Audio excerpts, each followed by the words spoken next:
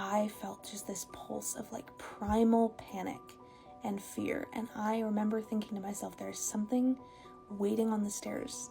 When I was a kid, I lived in a house that I now think is deeply haunted. I was, at the time, I think 5 or 6 years old though, and I was a little too young to even really know what ghosts were. I wasn't really aware of that. I just thought everyone had super vivid nightmares every night and was like really terrified of the dark. And I thought that everyone just like had the lights go out whenever they were alone in a room, including like the light switches moving. You know, I thought that was normal. I didn't realize it was paranormal until years later when I asked my parents about it and I said, hey, do you remember our house that we lived in when I was in kindergarten? And my mom, without missing a beat, said that house was evil. That's why we left. Okay. I think that there were 2 entities in that house. I think there was one that was trying to harm me, and I think there was one that was protecting me. Well, there were more than 2, but those were the 2 primary ones. And I think the one that was trying to protect me is what I referred to for years after as the Shadow Man. I got the impression that it was an adult man, but he didn't ever make me feel nervous. I felt very safe. I would see almost every night he would walk from one end of the room, across the edge of the end of the bed, out through the other wall. Every night, around the same time, I would wake up and he'd be there, and the only way I could describe him was that he was darker than the darkness. Which brings me back to my dad's recurring dream and our joint paranormal experience.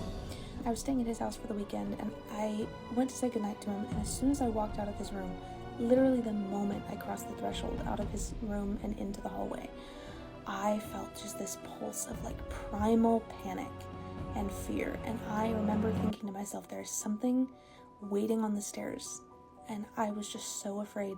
I was probably 12 or 13 at the time, and I went back to my room, and I was too afraid to even turn out the lights. I slept with the lights on all night. I barely slept.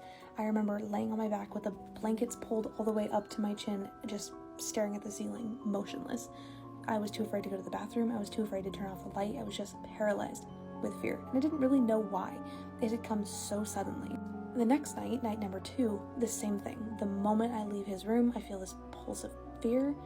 I'm immediately just paralyzed with it. I'm up most of the night, the lights on, too afraid to sleep.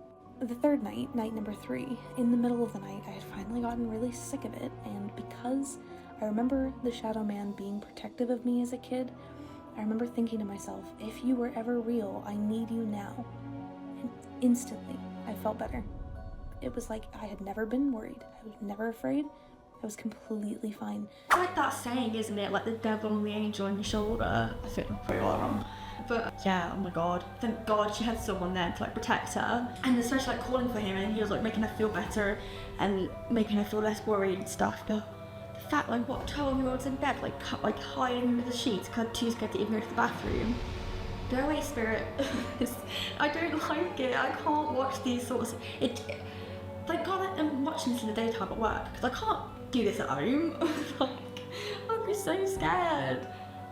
And the fact she asked her mum, oh my god, Jim, that house was haunted, and her mum was like, that's evil.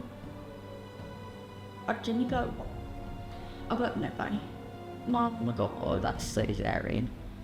I reached over and turned out the lights and went to bed, and slept normally. Weeks later, I was telling my dad about this experience, and, you know, he was kind of like, I don't know, that sounds kind of fake. But now that you mention it, he goes on to tell me that those same 3 nights, he had been having that reoccurring dream where he was being chased by a creature made of shadow coming from the darkness. And this is the only time really in his life that he's had this dream back to back like this. And he says he was having it every night, and it was getting progressively closer. And then on the 3rd night, he woke up in the middle of the dream because he heard something in his room say, hello? And that's exactly the same time that I suddenly felt completely fine.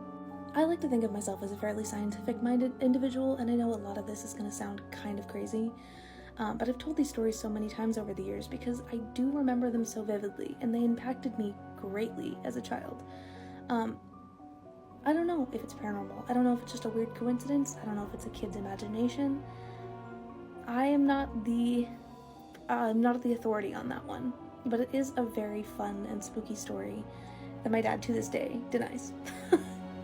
He wasn't there for that mentally, I don't think. But it did happen, and it's bananas. To be honest, it does sound very far-fetched, but, you know, as a child, a lot of times we're told, oh, you're just making it up, or you're just imagining it. I remember when I was growing up, I went through like similar situations. I remember one time with my friend, I was at a sleepover, and I swear I saw someone sat on the fireplace, and the next morning we woke up at 3 AM with her snow globe smashed, where I saw the thing. And to this day we always talk about it, but it's just the most bizarre thing. But again, like a lot of times parents were, oh, you were sleepwalking, you were doing this, you were doing that, blah blah blah blah.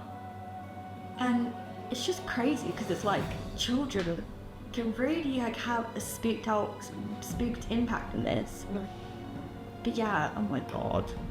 The fact she had someone there to protect her though, like a demon, not a demon, but like a ghost, a shadow man, is nice, I guess. I don't even know what to say, it's just scary. It's something like I'm just like, yeah. I wonder if her mum went for anything as well, because her mum said the house was evil, so what evil have you got to tell this lady? Like, let us know. But yeah, oh my gosh, I would not know what to do in that situation. The fact she couldn't go to the toilet, and her dad was having the same like reoccurring like paranormal things, like he was being chased by a shadow. Oh my god. How odd. Thanks for watching StoryTrender. Don't forget to like and follow.